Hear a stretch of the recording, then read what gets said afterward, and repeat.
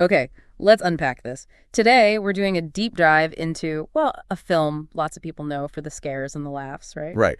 But as the analysis we're looking at shows, there's just so much more going on under the hood. We're talking about An American Werewolf in London, the 1981 classic. And yeah, what we've got here isn't, just a quick review. It's a really detailed look, gets right into the deeper stuff in the movie, layers you might miss the first time around. Absolutely. So our mission really is to go beyond those famous special effects, which, I mean, they are legendary. Oh, totally. But to dig into the psychological themes, the symbolism, even the social commentary that this analysis says makes it, well, a masterpiece. And the basic story, like the analysis points out, sounds simple enough. Yeah. Two American guys, David and Jack, backpacking. Right. Across the English moors. Yeah, get attacked. Jack dies.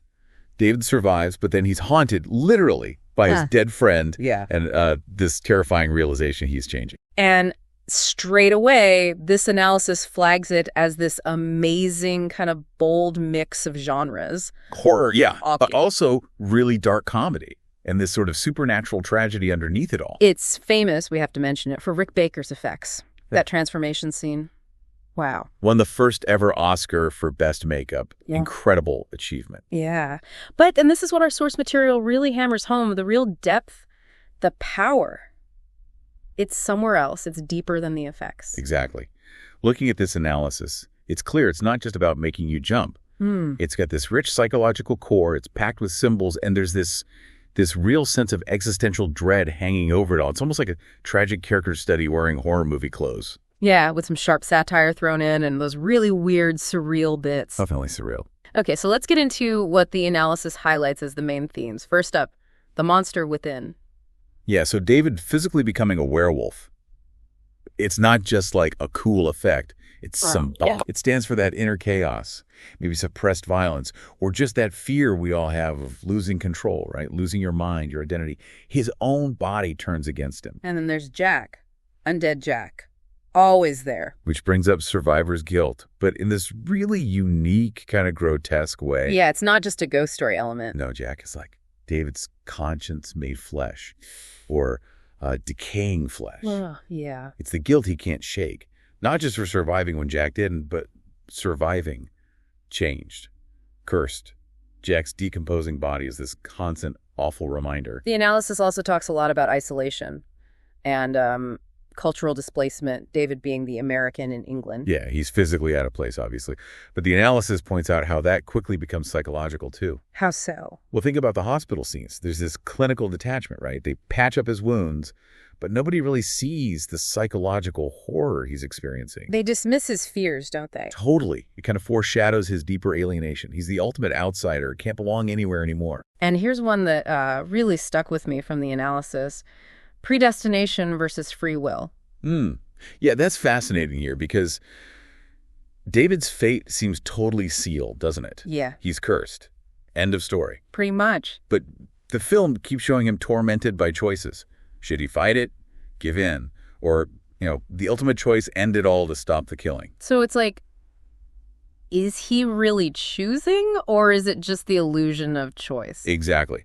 The analysis suggests it's maybe a critique of agency itself when you're facing something, like totally overwhelming and unavoidable, like fate or a curse. Okay, let's switch gears a bit. How does the film show us all this? The visual language, the symbolism, the analysis dives into that too. Yeah. Obviously, you've got the full moon, classic werewolf trope. Triggering, yeah. Yeah. Obvious sign of transformation, madness. Yeah. But the analysis notes it also underlines the sort of cyclical nature of the violence in the film, this ancient repeating force. And mirrors, they pop up a lot. The analysis calls them portals. Yeah, portals to self-awareness and horror, which is a great way to put it. It is. They're not just there so David can check if he's sprouting fur. They force him and us to confront his fractured identity. Man versus beast, right there in the reflection. It's like a psychological mirror. And those dream sequences, wow, they are something else. Oh, man. Yeah. Totally surreal, often really violent. They just smash reality and nightmare together. And the analysis connects them to, like, Freudian fears, Yeah, but nakedness, those creepy Nazi figures. Right, fear of nakedness, the monstrous Nazis attacking his family. It's all tapping into these deep anxieties. They're visual representations of his mind breaking apart. That surreal quality is key to putting you inside his head, feeling his disorientation. The analysis also points out the deliberate use of red. Yeah, you notice it once it's pointed out. Blood, obviously, but also neon signs, the ambulance lights. It just pops. It really does. Used very strategically to kind of punctuate scenes, jolt you, symbolizes danger, death, but also maybe lust, alarm. It's a visual warning signal. So if we tie these threads together, the analysis talks about archetypes and metaphors.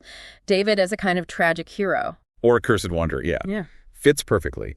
Marked by fate, can't control it, and it all leads to this destructive end. It's classic tragedy structure, just with a werewolf. And the wolf itself, is it just a monster or... But the analysis suggests it's also a metaphor for, like, the libido. Primal urges unleashed. Interesting. Yeah, think about his relationship with Nurse Price, the intimacy. That happens right before his first full transformation. Okay. So the analysis links that intense desire, that lust, directly with losing control. Like they're two sides of the same primal coin. Even London itself gets an interpretation in the analysis, like a labyrinth. Yeah, the way it's shown is overwhelming, noisy, full of indifferent strangers.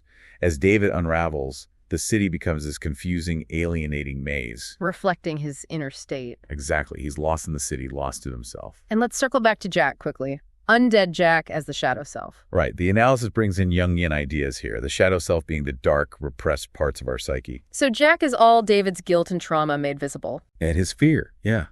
Made horribly visible and decaying right in front of him. Jack's physical decay mirrors David's mental decay. It's incredibly potent symbolism. Wow. It really does underscore the psychological depth and surrealism that the analysis keeps coming back to. It's definitely not just surface-level scares. It's digging into repression, transformation, confronting your own inner darkness.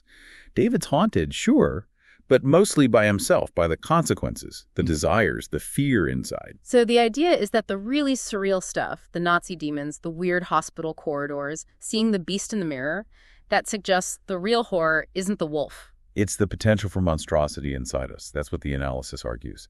The true horror is internal. And the director, Landis, playing with that line between funny and horrifying. Exactly. That liminal space, the analysis calls it, deliberately keeping you off balance, disoriented.